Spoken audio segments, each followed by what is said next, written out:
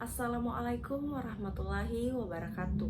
Perkenalkan, nama saya Andi Aspira dari Ekonomi Syariah 2 semester 6. Di sini saya akan menjelaskan sedikit banyaknya tentang apa itu kebijakan fiskal.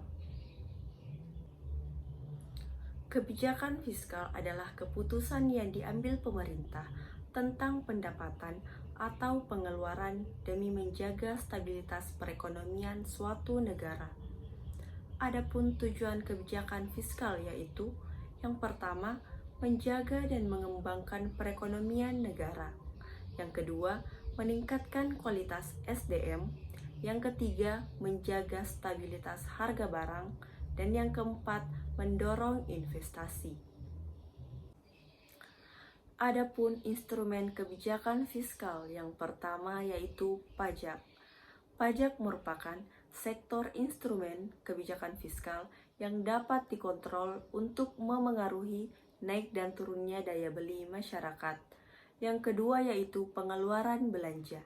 Instrumen ini dijalankan berdasarkan jumlah nilai belanja negara.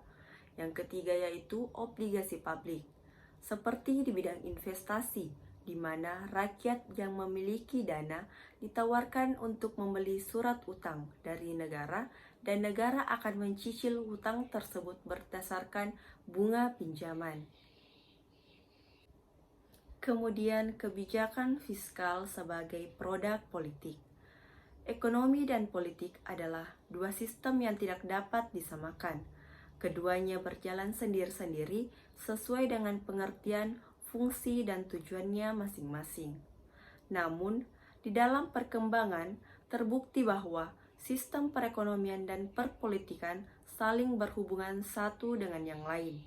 Oleh karena itu, gagasan untuk menjadikan ekonomi politik sebagai sebuah sistem keilmuan banyak bermunculan.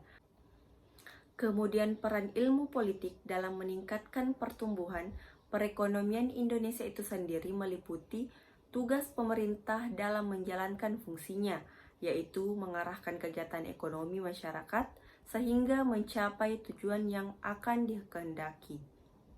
Kemudian jenis-jenis kebijakan fiskal. Yang pertama, pembiayaan fungsional. Dalam hal ini, pengeluaran pemerintah ditentukan dengan melihat akibat-akibat tidak langsung terhadap pendapatan nasional, terutama untuk meningkatkan kesempatan kerja. Yang kedua yaitu pengelolaan anggaran. Pendekatan ini lebih banyak disukai daripada pendekatan pembelanjaan fungsional, karena pengeluaran pemerintah, perpajakan, dan pinjaman dimaksudkan untuk mencapai kestabilan ekonomi yang lebih baik. Yang ketiga yaitu stabilitas anggaran otomatis.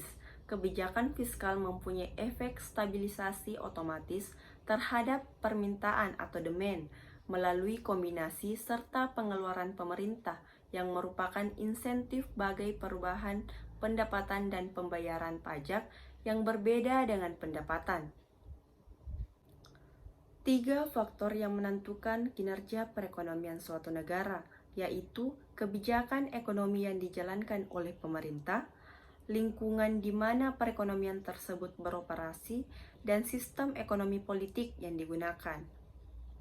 Adapun lembaga-lembaga melahirkan kebijakan fiskal yaitu Presiden, Menteri, DPR, dan BI. Mekanisme pertanggungjawaban lembaga-lembaga pemerintah.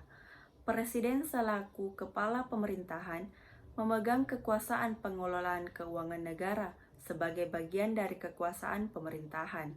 Kekuasaan sebagaimana dimaksud dalam ayat 1 dikuasakan kepada Menteri Keuangan selaku pengelola fiskal dan wakil pemerintah dalam kepemilikan kekayaan negara yang dipisahkan. 2. Dikuasakan kepada menteri atau pimpinan lembaga selaku pengguna anggaran. 3. Diserahkan kepada gubernur atau bupati, wali kota selaku kepala pemerintahan daerah untuk mengelola keuangan daerah. Yang keempat, tidak termasuk kewenangan di bidang moneter, yang meliputi antara lain mengeluarkan dan mengedarkan uang yang diatur dengan undang-undang. Selanjutnya, kebijakan ekonomi fiskal dan hubungannya dengan kebijakan moneter.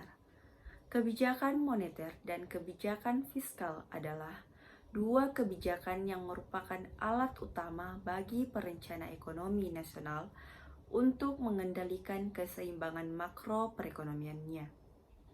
Sebelum itu, kebijakan moneter adalah upaya atau tindakan bank sentral sebagai pengambil kebijakan dalam mempengaruhi variabel-variabel moneter untuk mencapai tujuan ekonomi tertentu.